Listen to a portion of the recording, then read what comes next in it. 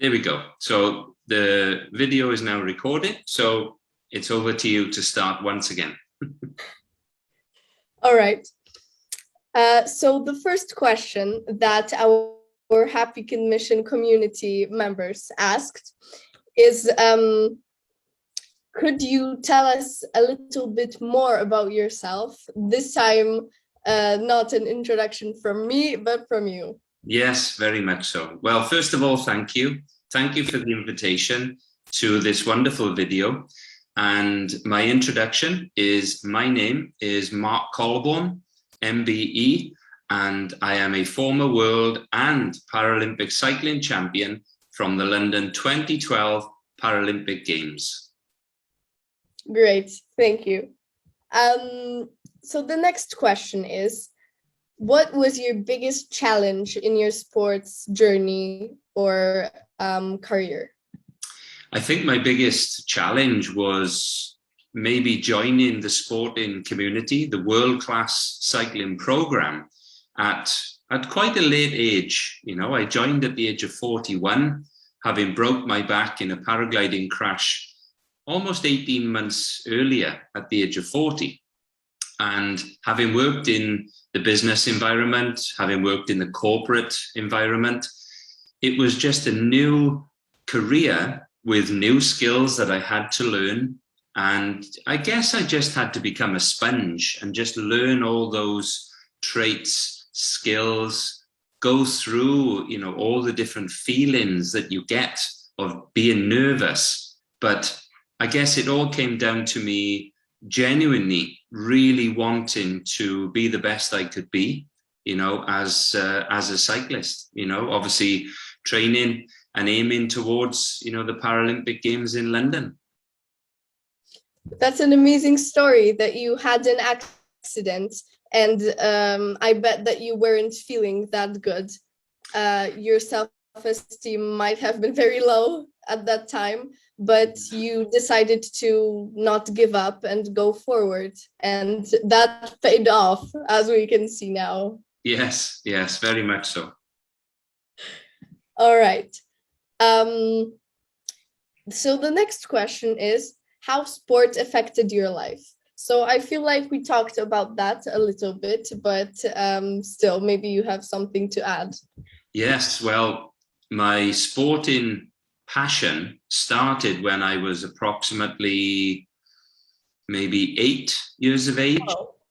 A long, long time ago. When I was a child, I truly enjoyed not only different sports such as soccer, rugby, cricket, swimming, athletics, but what I enjoyed more than anything else was the feeling of movement, the chemical release that we get as human beings when we push our body, you know, to either run fast or cycle fast or lift, you know, heavy weights. It was just the passion that I had for that feeling, you know, which is quite an amazing feeling that you get, albeit at a cellular level, you know, as a human being. So yeah, sport started for me a long time ago.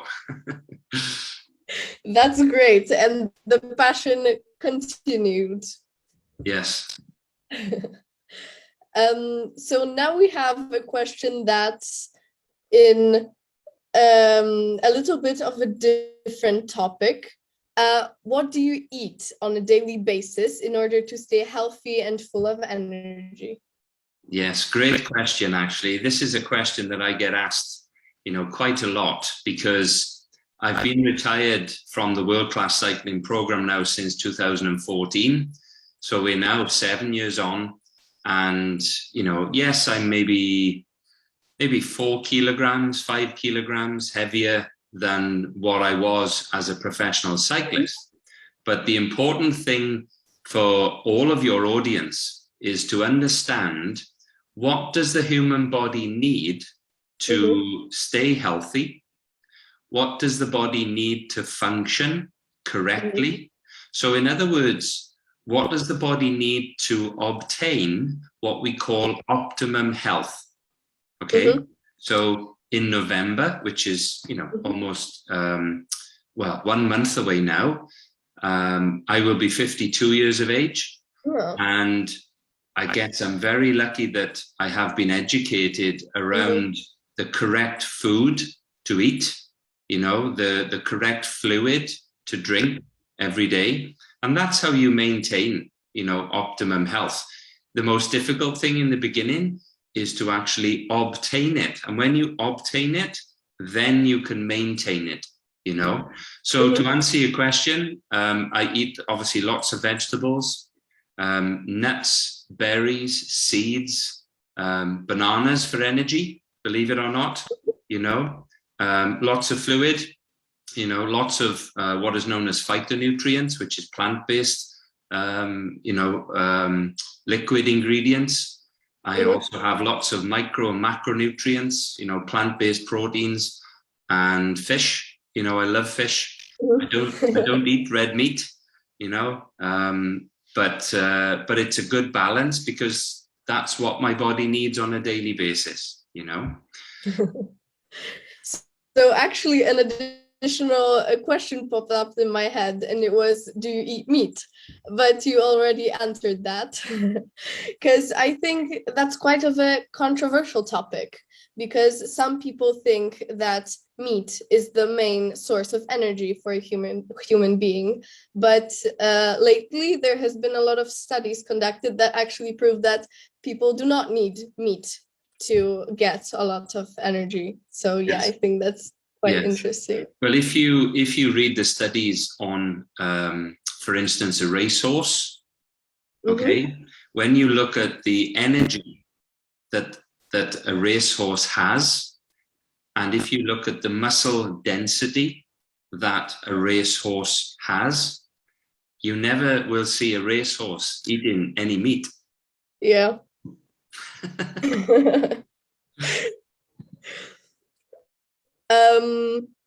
So again, another question about diet. Do you find the diet important? Yes, very much so, because it's the old saying that you are what you eat. Okay. Yes. And, for people who want good energy and, they want good health, they want to stay slim, they want to have good skin, obviously good concentration. It's important to, first of all, maybe research, research what food your body needs versus what food you like.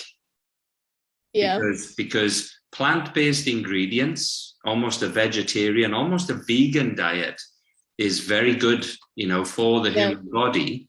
However, some people may not necessarily like some of the vegetables that they should be eating, And there's an old saying in sport that if you can eat food that grew in the ground or food that fell off a tree, then that's the food to eat. Because remember that when food out of the ground or food off the tree grew, it grew as a living organism from a very small seed, for instance, okay?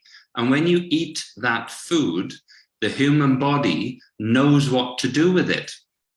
It works in harmony with your body, whereas, processed food, the body doesn't know what to do with it, so it stores it in your fat cells, which is how people become obese, That's actually fascinating. So thank you for saying that. So again, another question about sports. How many hours weekly did you spend on sports? So when I was a professional cyclist, I was based in Manchester with British Cycling on the world-class cycling program. And we spent around 26 hours per week actually cycling, and then approximately 4 hours per week in the gym. So we would be doing lots of strength work, for our core, what we call our stomach, our core workout, shoulder stability, for holding the handlebars, and leg exercises as well. Mm-hmm. Predominantly those 26 hours per week of cycling. Could be anything from maybe 400 to 500 miles per week, so yeah, a long day in the saddle, as we used to say. Yeah, that's quite a lot. But at the same time, just for your audience to know that mm-hmm. the other, I don't know, 40 hours per week was spent, resting, recuperating, having sports massage, because rest and recovery is very, very important as an athlete, because you don't get fit when you train, you get fit when you rest, when you recover, when you allow the body, to recover from the training, because in recovery, that's where the magic happens. Yeah, that's true. How does your lifestyle differ from other people around you, people that don't do that much sport? Do you see any particular differences? Yes, well, there's two answers here. I think the first answer is, when I was a professional athlete, I was working towards a goal, which was the Paralympic Games. I was working towards, this wonderful gold medal that I was very privileged and very proud to win for my country. But now, I guess I'm living a lifestyle that has maybe 25% the same mindset as a professional athlete. So I don't drink alcohol. I don't eat processed foods. I'm very aware.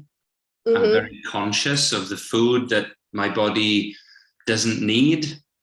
However, I may have, a nice meal, maybe once or twice per month, with friends in a restaurant.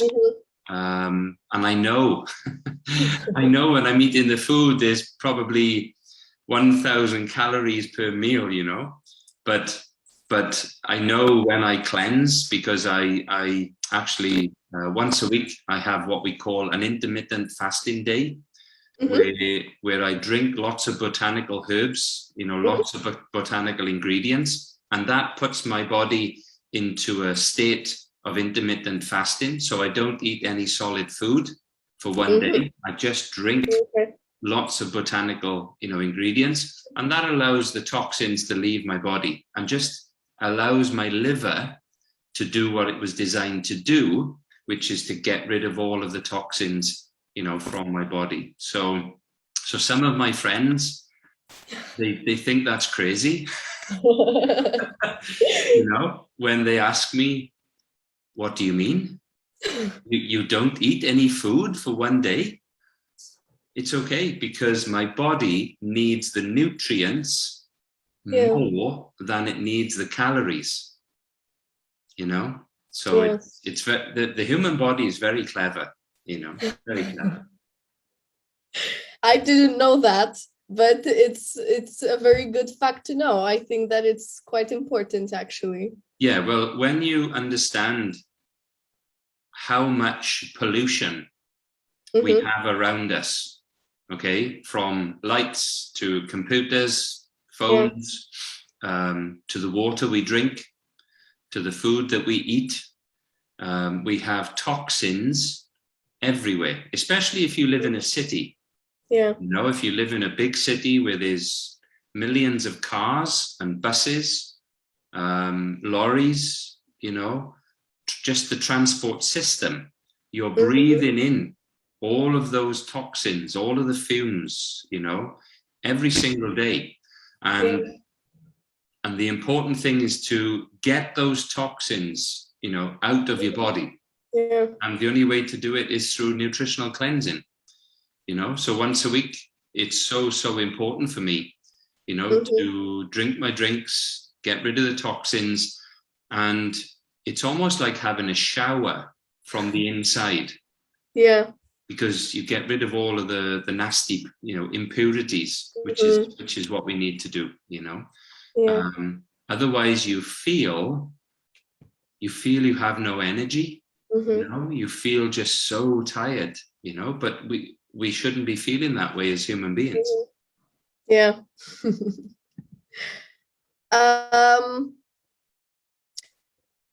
What do you think is your biggest achievement? It doesn't need to be something connected to sports.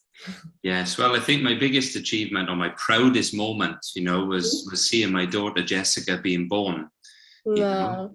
Jessica was born in 1994. She's now 27 years old. She's a young lady, but she's a wonderful human being, which is a very proud feeling for me, as her father, as her dad. And I think that's my biggest moment in life. I suppose my sporting, pinnacle, was winning this wonderful Paralympic gold medal, for my country at the Paralympic Games in London. And this, and I say this quite regularly, as an international speaker, it was a childhood dream. It genuinely was a childhood dream to wear this very famous, jersey or very famous, skin suit in cycling was just a moment of just utter amazement, and even now, 9 years on, I'm sort of still pinching myself.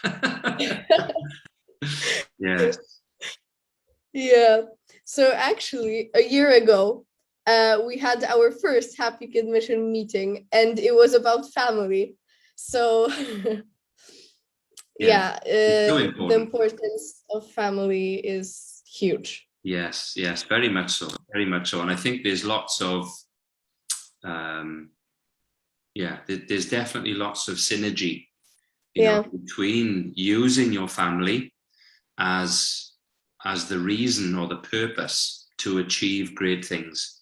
It's what is known as the why. What's your why? What is the reason that you're doing what you're doing to achieve something great? And for me, it was, to win that medal for my family, for my country, for myself. It may sound selfish, but so yeah, everything we do should start with why, because I know, this video call, this recording, it's helping, young people all around the world to think about how can they become better tomorrow than what they were yesterday.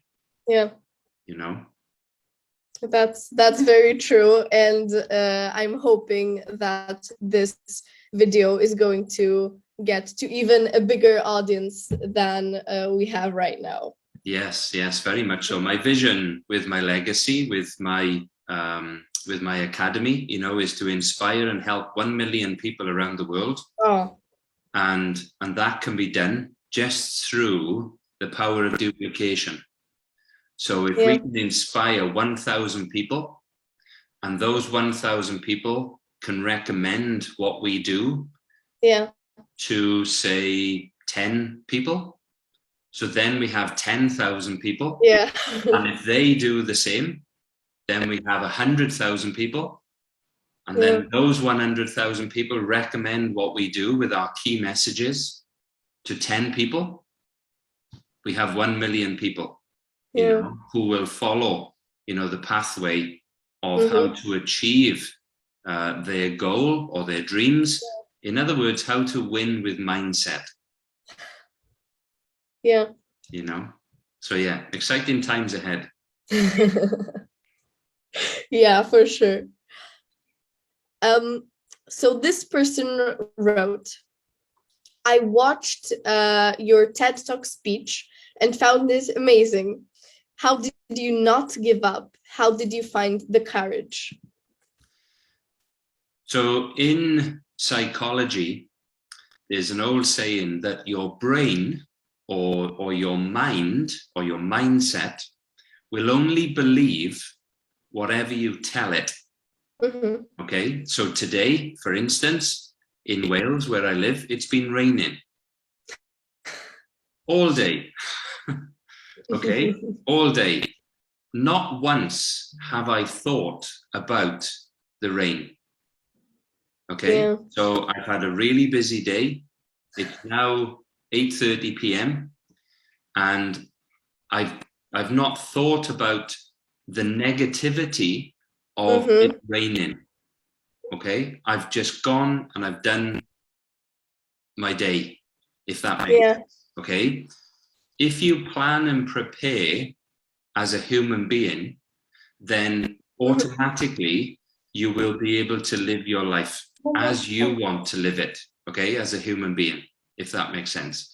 But as soon as you start to think emotionally, then that's when you start to go through what is known as the 4 pillars of change. So the 4 pillars of change are apprehension, fear, doubt, and uncertainty. So those are all emotions that people naturally think about when they go through change. So imagine something happening in your life, okay, that you weren't prepared for instance, okay? Your body goes through an automatic change at a cellular level, whether you want it to or not, okay? And I'll use a very simple example, like a fire alarm, okay? So imagine, people watching this video, imagine you're sat in a restaurant or maybe in a coffee shop, okay? And you're enjoying your social time with your friends or your family. And then the fire alarm goes off and it's really loud, okay? Because it has to be. Your body automatically goes into what is called the change curve, okay? The very first emotion and feeling is denial. Because the brain doesn't want change. The brain doesn't want to get off that chair and leave the restaurant. it just says it's probably just a test. And then the brain says, I don't think it's a test because people are leaving. I think I need to leave. Okay, so the second phase is shock. The third phase is anger, because you're now having to leave your really nice meal with your wonderful friends and family to go outside and stand in the pouring down rain. Those feelings and those emotions happen automatically because the human body is an incredible machine, okay? However, it's how we focus and think logically, not emotionally, as athletes. Okay, so my TED talk, on YouTube is there for people to understand that it's okay to feel nervous. It's okay to have a sweaty brow or sweaty palms. It's okay. That's just your human body doing what it was designed to do. But it's how you take control of those emotions is how you then get through some really tough times, and obviously I've been through those tough times, and I think when I had my accident, it was a near fatal accident. I nearly got killed, I nearly died, and I can look back now with a smile on my face because I came through it. So then the preparation and training and skills that I had to learn for London 2012, it was just a test of my character, but I'd already had the experience of thinking logically, not emotionally. So to go into a velodrome with almost 7,000 people, I knew I was safe, because nothing was going to happen to me, because I was not in a dangerous environment. You know, so the only challenge then is against yourself, not the audience, because technically they were on my side. So hopefully that answers your question. Yeah. So again, everything starts with yourself, and then with others. So the last question on our list is, I'm having problems with motivation. How did you find motivation to do sports? Okay, so the motivation starts with the feeling, okay, that makes you happy. Okay, because as human beings, when we do something we enjoy, we do it better. Okay, we do it better. So as an athlete, as a cyclist, I really enjoyed, remember the feeling of all my life enjoying movement. Okay, so the feeling of movement, the feeling of cycling, the feeling of training, I actually enjoy. Okay, and I thoroughly enjoyed it.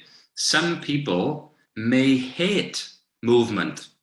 Some people may hate the feeling of being out of breath.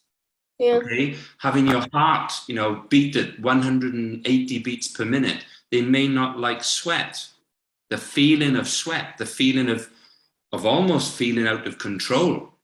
Okay, but when you do what you love, then you perform better. And I say this to lots of young, you know, certainly young men, young women, okay, who are maybe, I don't know, 16, 18, 20 years of age, okay, and they struggle to know what they love about things in life, okay? It could be study, it could be work, could be relationships, could be sport. And I say to them, please, please, go and try anything. Anything, okay? Because the one thing you have when you're 20, the one thing you have on your side is time. Yeah.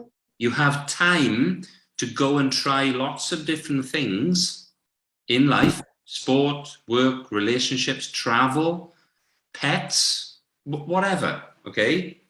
But go and try lots of different things, because if you don't like it, you have the time to change. Yeah. Okay, you have the time to change. Don't pick, this is just my opinion. Okay, it's not advice, it's just my opinion. But don't pick a career until you've had at least 2 or 3 careers. Okay, so go and do something for 2 or 3 years, 4 years, 5 years. Okay, and then think, do I really want to do this for the rest of my life? Okay, or not? Because remember, you have time to change. Okay, and then try another career, but use the skills that you've acquired to be better at that career than the last career. Okay, and find something that you truly, truly have a passion for, a real passion. I don't mean just do it for the money. Yeah. Don't do it for the, you know, for the promotion. Okay, you should be able, or not you, but you know, the audience should be in a position where they find something, whatever it is, and they should be waking up in the morning before the alarm. Okay, yeah. It's like being on holidays. Life, in my opinion, same again, my opinion, okay, life is a short holiday. Okay, it's a very, very short holiday. Before you know it, you could be 51, the same age as me, and your life's almost gone, because the one thing I don't have in my life anymore is the time to create a career to do, you know, what I should have done maybe 30 years ago. But what I do have is the experience to create the Mark Colbourne Academy, to use the internet, to use online learning, you know, for resilience, for teamwork, communication, health, you know, diet, lifestyle, all of these skills that I've learned, to share them with 1 million people around the world. Okay? Because everything that people aspire for, I feel very privileged that my dream is in this box. Okay? Yeah. My dream is in this box. I've lived that dream. And now I want to share the skills, the principles, and the message with other people, because it's part of my legacy.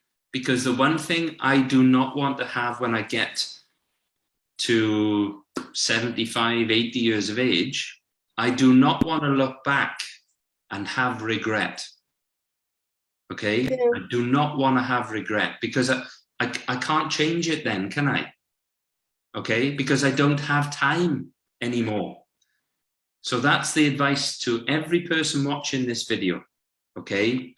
Don't think that the job you're doing or the career you've got is something you have to do for the rest of your life. It's not. It's not. But go and do lots of different things and find the one thing that you fall in love with. Okay? And I'll finish on this. The reason why I truly enjoyed the journey to London 2012 was because I was obsessed. Okay? I was obsessed with winning that medal. Okay? Not in a nasty or angry way. Okay? But completely obsessed. Because you have to be. Yeah. To achieve something that you may only ever have one chance to achieve that dream. Yeah. And that one chance for me was London 2012, you know? So there's lots of other levels to learn, okay, in achieving something great. And that's what we teach, you know, that's what we coach with the Mark Colbourne Academy. And it's available for everybody around the world, not just sports people, young people, old people, men, women, you know, that they can learn the skills and the lifestyle, you know, the lifestyle. So hopefully, you know, that answers your question. Yeah. So that was the last question on our list. So once again, I would like to thank you so much for deciding to answer those questions and to talk with me today. I found your answers very inspiring and interesting, and I hope that the audience watching us also found this as amazing as I did. So thank you. My pleasure. It is my pleasure. And as part of my legacy, my vision, you know, as I said, is to, you know, impact 1 million lives around the world. Okay. And it starts in January 2022, which is when we launched the Mark Colbourne Academy. Okay. However, my mission is to teach people how to inspire themselves. Yeah. Okay, because I can spend 1 hour with somebody and completely change their mindset. Okay, yeah. on how they look at life. Okay, however, I can't be with that person every day. Yeah. So the skill is to enhance their lives by teaching them or coaching them how to inspire themselves. Okay, my late father, you know, my late dad, my late father was a wonderful human being, and he was my hero. He was my inspiration. He was my go-to guy, you know, because I don't have any brothers or sisters. But what my father taught me through key messages was how to inspire myself. And Yes. that's a skill that you keep with you Yeah. in your heart every single day, you know, and that's the secret, you know, that's the secret. But don't tell anybody. I won't. Too late. Too late. Yes, but no, it's been a pleasure. Thank you, you know, for inviting me. Thank you for allowing me to share my, you know, my teachings and my learnings with your audience. And hopefully in the near future, you know, we'll be able to collaborate and help, you know, a lot more of your audience, you know. Yeah, I hope so. Very much so. But thank you very much. Thank you. Thank you. There we go. Cool. Let me just stop the recording.